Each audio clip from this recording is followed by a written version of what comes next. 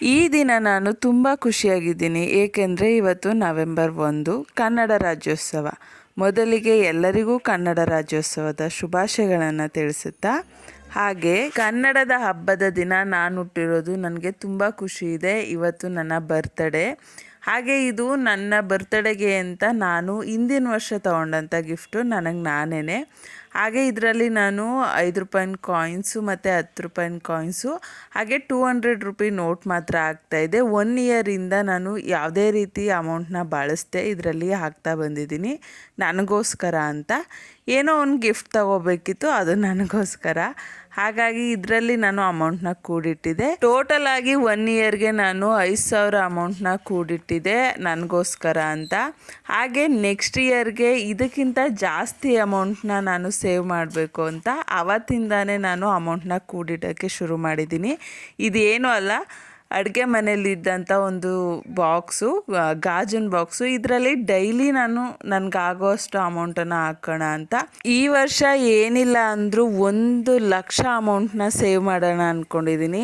At least ಆಗಲಿಲ್ಲ ಅಂದರೆ ಒಂದು 50,000 ಅಮೌಂಟನ್ನಾದರೂ ನಾನು ಈ ವರ್ಷ ಸೇವ್ ಮಾಡಬೇಕು ಅಂತಾನೆ ನಾನು ಆ ದಿನವೇ ಈ ರೀತಿ ಒಂದು ಬಾಕ್ಸಲ್ಲಿ ಅಮೌಂಟ್ನ ಕೂಡಿಡೋಕ್ಕೆ ಶುರು ಮಾಡಿದೆ. ಹಾಗೆ ನೆಕ್ಸ್ಟು ಕನ್ನಡ ರಾಜ್ಯೋತ್ಸವ ಇರೋದ್ರಿಂದ ನನ್ನ ಮಗನ ಸ್ಕೂಲಲ್ಲಿ ಒಂದು ಪ್ರೋಗ್ರಾಮ್ ಇತ್ತು. ಅದಕ್ಕೋಸ್ಕರ ನೈಟೇ ಅವನಿಗೆ ಬೇಕಾಗಿರೋ ಪದಾರ್ಥಗಳನ್ನು ರೆಡಿ ಮಾಡಿಟ್ಕೊಂಡು ನೆಕ್ಸ್ಟ್ ಡೇ ನನ್ನ ಪೂಜೆ ಎಲ್ಲ ಮುಗಿಸ್ಕೊಂಡು ನಾನು ಸ್ಕೂಲ್ಗೆ ಕರ್ಕೊಂಡೋದೆ ನನ್ನ ಮಗನ್ನ. ಅದರಲ್ಲಿ ಬಸವಣ್ಣನವರ ವೇಷ ಹಾಕ್ಕೊಂಡು ವಚನ ಹೇಳುವ ಕಾರ್ಯಕ್ರಮ ಇತ್ತು. ಮನೆಯಲ್ಲಿ ಎಲ್ಲ ರೀತಿ ಪ್ರಿಪ್ರೇಷನ್ನ ಮಾಡಿ ಹಾಗೆ ಅವನಿಗೆ ವಚನನ ತುಂಬ ಸಲ ಪ್ರಾಕ್ಟೀಸ್ ಮಾಡಿ ಕರ್ಕೊಂಡೋಗಿದ್ದೆ. ಆದರೂ ಕೂಡ ಅವನು ಸ್ಟೇಜ್ ಮೇಲೆ ಹೋದಾಗ ಎಲ್ಲರಿಗೂ ಹೆದರ್ಕೊಂಡು ಯಾವ ವಚನನೂ ಹೇಳಲಿಲ್ಲ.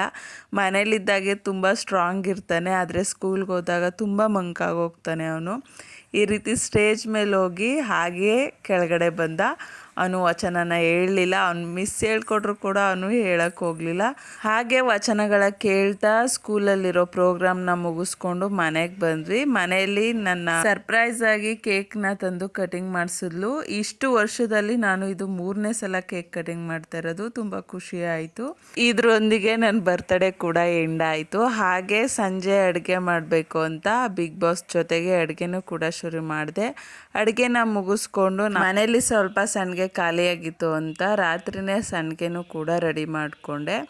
ಇದಾಗಿತ್ತು ಈ ದಿನದ ವ್ಲಾಗ್, ಅಂದರೆ ನನ್ನ ಬರ್ತ್ಡೇ ವ್ಲಾಗ್. ಇದು ನಿಮಗೆಲ್ಲರಿಗೂ ಇಷ್ಟ ಆಗಿದೆ ಅಂತ ಭಾವಿಸ್ತಾ ನನಗೆ ಸಪೋರ್ಟ್ ಮಾಡೋ ಪ್ರತಿಯೊಬ್ಬರಿಗೂ ಧನ್ಯವಾದ ತಿಳಿಸ್ತಾ thanks for watching. Do subscribe for more videos.